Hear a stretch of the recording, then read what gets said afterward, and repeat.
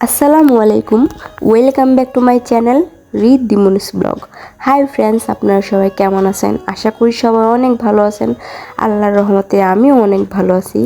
আবারও আপনাদের মাঝে ছোট্ট একটা মিনি ব্লগ নিয়ে আসলাম।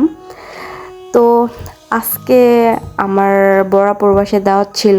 তো বড়াপু আমাদের জন্য কি কি রান্না করেছে সেই ভিডিওটাই আপনাদের সাথে শেয়ার করব।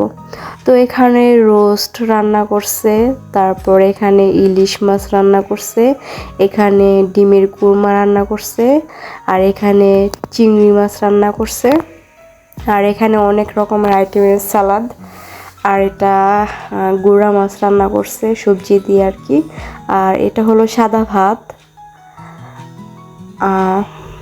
এই তো এখানে মোটামুটি সব আইটেমই রান্না করা হয়েছে, সাথে ডালও আছে। আর এই তো পোলাও রান্না করা হয়েছে, বাট পোলাওটা এখনও বুলে বাড়া হয় নাই।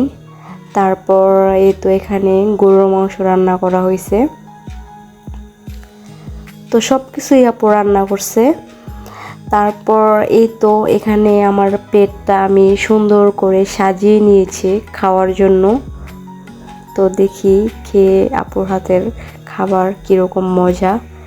তারপর অবশেষে ফাইনালি দই চলে আসছে, দইও নিয়ে নিলাম আমি।